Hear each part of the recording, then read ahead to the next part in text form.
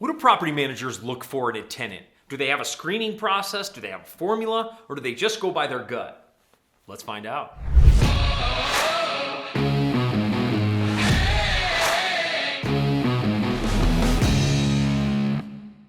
Hey there, my name is Mike Fritz. I'm the founder of Titanium Capital Investments in the multifamily CEO system. My greatest passion is helping investors just like you create financial freedom with multifamily real estate. And in this video, I'm going to walk you through the 5 things property managers are looking for in a tenant to make sure they protect you from having a tenant that doesn't pay rent and having a tenant that treats your property poorly. So let's find out.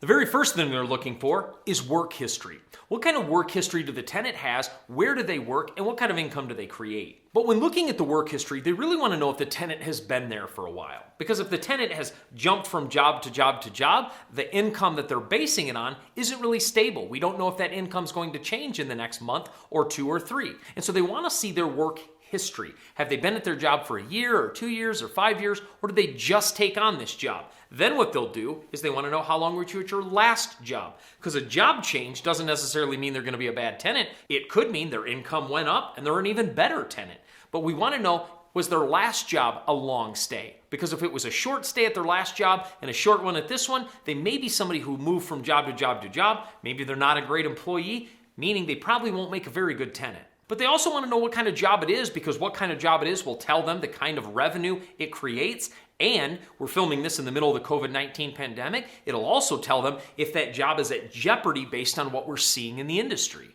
Work history is a great place to start when you're trying to screen a tenant. Not only work history, but finding out from their employers what kind of employee they are. Because I have found the kind of employee they are often is mirrored in the kind of tenant they are. If they show up on time to work, they're often going to pay rent on time. If they're a hard worker and they work really hard at their job, they're probably going to be somebody that takes care of your unit well. They take pride in their work and what they have. Their work history and the relationship with their employer and the people at their work and the kind of employee they are is a great metric for what kind of tenant they are going to be. Because a lot of times owning units, we don't necessarily know what kind of tenant somebody's going to be. Historically, I brought in a tenant that was a great tenant for a while, and then he hurt his back and could no longer pay rent, and he turned into be a really hard tenant to work with. So the problem is, sometimes all of the things we're looking at can change. But work history tells us some of the things that nothing else will. It tells them their work ethic. Do they take pride in their work? Do they show up on time? And it tells them how well they work with other people.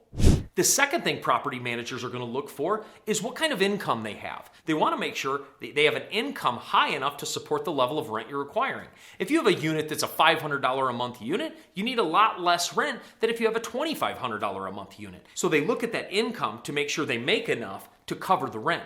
A good rule of thumb that my company and our property managers go by is that we don't like to see the rent exceed 25% of somebody's income.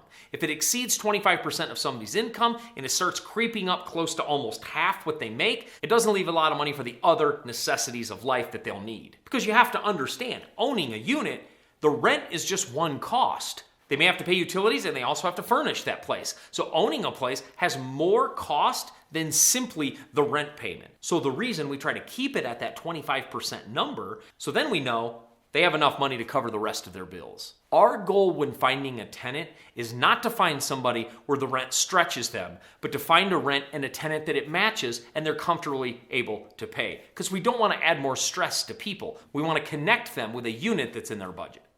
The other thing they look at inside of the income is their credit score. We want to know, what credit score does this tenant have? Because we like to see credit score north of 630 for our tenants. But sometimes people have gone through a bankruptcy, they've gone through a really hard time, and so their credit score is compressed. So we look at why. Did they go through a big medical expenditure where they broke a leg and they lost their job? And did they go through a hard time, but they're back on their feet, but their credit score hasn't returned? Just because they have a low credit score doesn't mean we won't rent to them, but we look for a higher credit score because, again, this often is reflective of if people pay their bills on time and if people continually keep the commitments that they've made.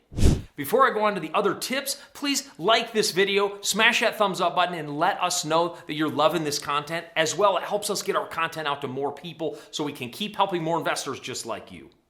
The The third thing a property manager looks for in a tenant is they do a criminal background check. We want to make sure there's nothing in somebody's background that would make them an unsafe tenant to have in our location. We also, in a criminal and just a simple background check, we like to make sure there hasn't been an eviction in the last 2 years. If somebody got evicted 5 years ago, I'm not going to hold them to that today. If they've made some changes and they've upped their income and they're really back on their feet, we have no problem partnering with tenants in that place. We just want to make sure an eviction wasn't recent and that they may still be living through the same reason that they got evicted from that unit. As we rent out units, we're not looking for tenants that are going to be really risky. We're looking for tenants that it's a great fit for where they're at and they're a great fit for the culture we're creating with our units.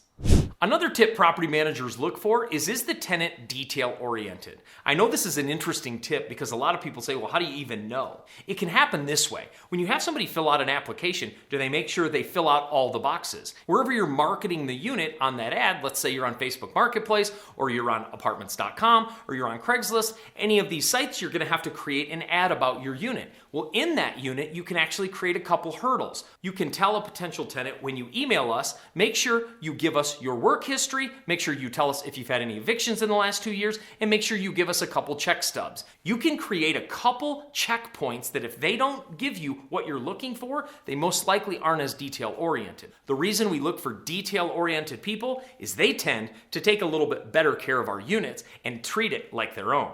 The fifth thing property managers look for in tenants is they want to know if they're a good communicator, because nothing will frustrate a property manager or an owner more than when a tenant goes silent if they can't pay, or when a tenant goes silent if there's an issue with the unit.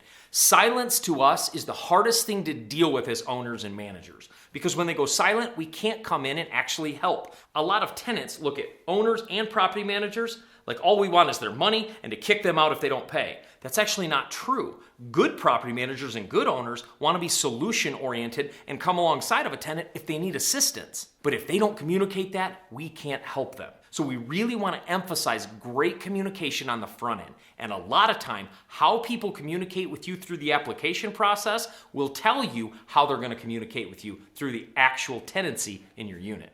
And one power tip that all of our property managers leverage is references. But we don't look for references in the same places other people do. For example, a lot of tenants will put references from their previous landlord. Well, if that previous landlord wants to get them out of a unit that they're actually still living in, that landlord might give you a glowing reference because they want that person to move out of their unit. So not all references are created equal. The greatest references are employers. They have no bias on if you believe they're great or not. So an employer will often give you very clear feedback and a very clear direction on if this person does really well in their work, which again can translate to your unit. So make sure your references, that the people giving you those references haven't either been handpicked by the tenant and will just say anything the tenant asks them to, or actually has skin in the game in them moving into your unit like a previous landlord would.